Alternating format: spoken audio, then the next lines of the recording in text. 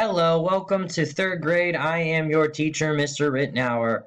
We are going to be shifting gears today from Go Math to grammar. So if you could go get your Grammar Simple Solutions book and open up to lesson 88. Feel free to pause it if you need to do that.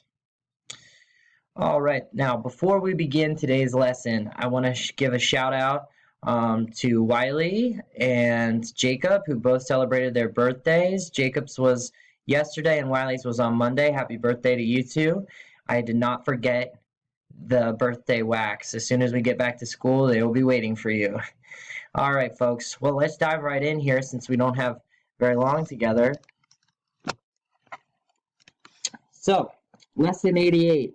Some adjectives end in ER. Let me get my pen going. Some adjectives end in ER.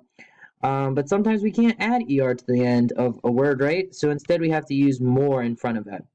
So the perfect example is, I like the more colorful painting.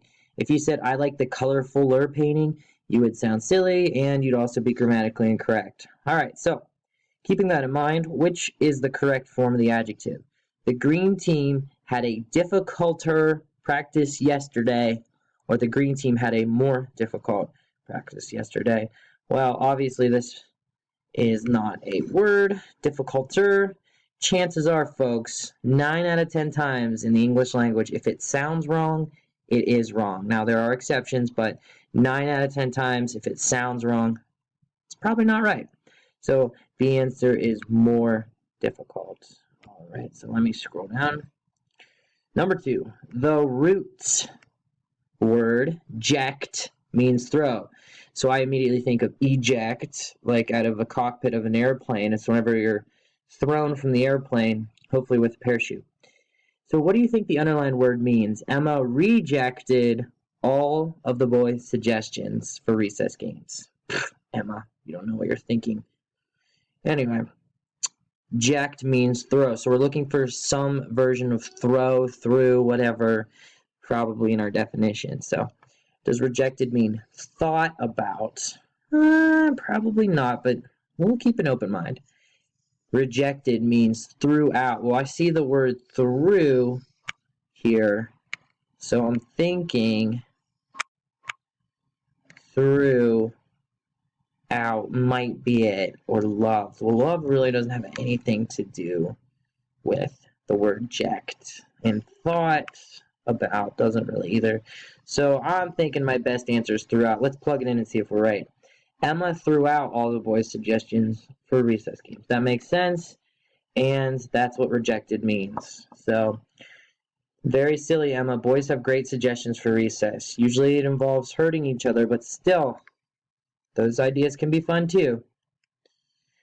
All right, so number 3, a preposition. This is a new part of speech that we haven't really talked about very much. A preposition is a word that ties a noun or pronoun to other words. In my own definition of a preposition, I just call it a connective word. It connects things, or it tells us a direction. So there's a bunch of prepositions listed in the help pages in the back of the book. So let's flip there right now. I'm flipping my book. You can't see it on my screen, but I've got a book in front of me. I'm at the help pages. I'm looking for prepositions. So let's keep flipping. Yes, I found it. On page 289. So we're looking for prepositions that begin with the letter B. All right. So we need to find the letter B. So I'm looking at my box here. It's in the middle of page 289. It says some common prepositions. About, above, across, after, along, among, around. Now I'm at my B's. Before. So let's write before. That's a direction word, huh?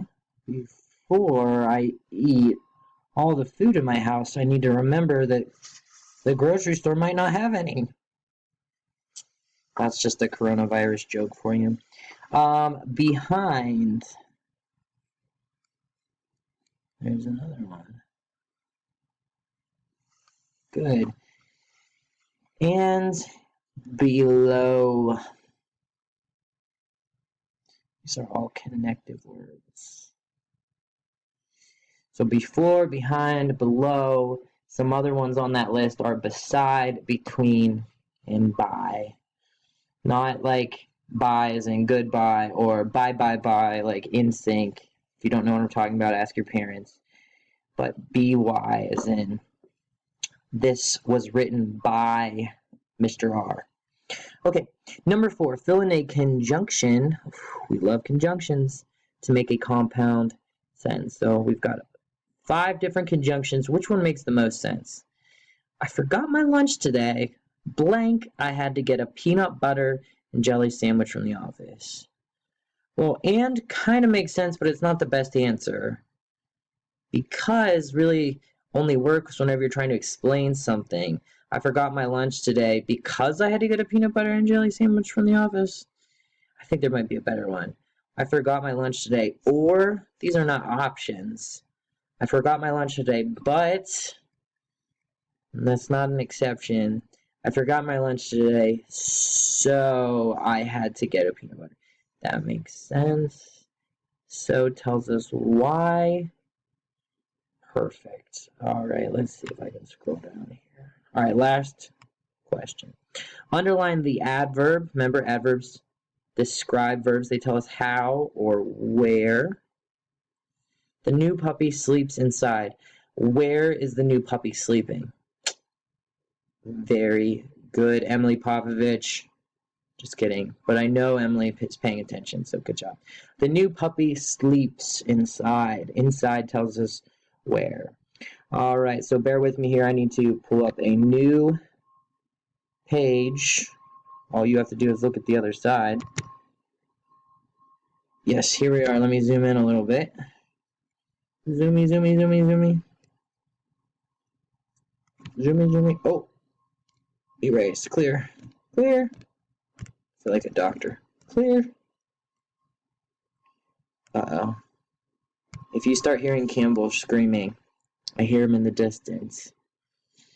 Choose the word that completes the sentence right on the line. So, I like to plug all 3 of them in just to make sure.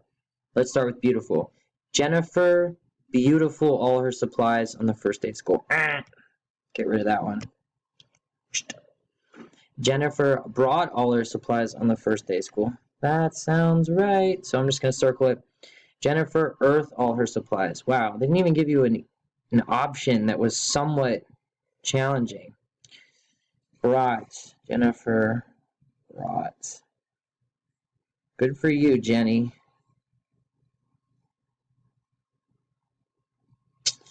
Number 7.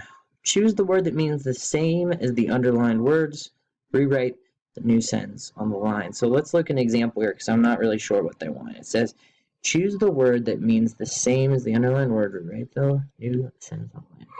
Alex had to do the assignment all over again. So do and again could be redo. That makes a lot of sense. So Alex had to redo the assignment. The doctor examined the wound again to see if it needed stitches. So to do something again, you're going to want to use the prefix re, right? Re tells us to do it again.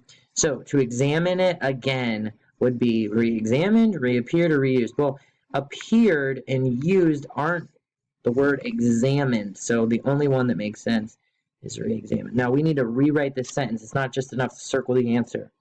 So let's make a new sentence. Instead of saying the doctor examined the wound again, let's just say the doctor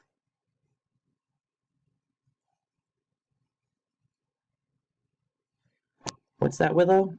You're right. Re-examined.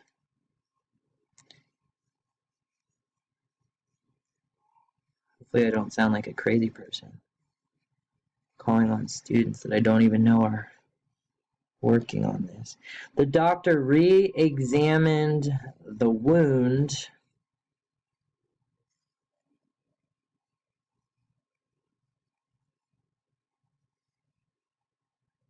to see if it needed stitches. Wow, why do they always make these example sentences so stinking long? Is anyone singing that Shawn Mendes song about stitches? That's what I'm singing in my head. Up without your kisses, I'll be needing stitches. Oh, see, that's what happens whenever I start to sing. I make mistakes. Okay, stitches.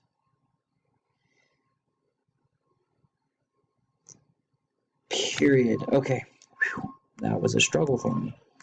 Add a comma and quotation marks. Let's do this. Leah called, "Don't forget your umbrella." So we need to put a comma before or after the verb. Very good, after. So Leah called, comma. Sorry, that's supposed to be after. Don't forget your umbrella. Quotes go around everything she's saying, including the punctuation. Thank you, Leah. I heard it's going to rain, so that was very much appreciated. All right, number 9. Add the suffix full to make words that mean full of. So my dad used to always say I was full of something. I won't say online what he said, but anyway, full of help. Which word means full of help? Well, I do believe that means helpful. And I hope that you all are being very helpful to your parents right now. Full of care. Care. Full. And we don't double up the L, even though we mean full is in F-U-L-L. We just leave it at one L. All right, last question. Write the present tense of the verb. So the verb is at the end of the sentence. It is serve. So what's the present tense of serve? Well, past tense would be served. Future tense would be will serve. Present tense is serve. But sometimes we have to do something to present tense verbs so that they make sense in the context. So let's read the sentence. The man served us ice cream. When you have a subject that is singular, as in one man, you have to add an S to your verb. Sorry. So let's write that on there. The man serves us ice cream. He must work at Dairy Queen. All right, folks. Well, that is all the time we have for today. So I hope that this lesson helped, and I hope that you're being really helpful to your parents. And tune in tomorrow for another one. So thank you very much, and have a good night.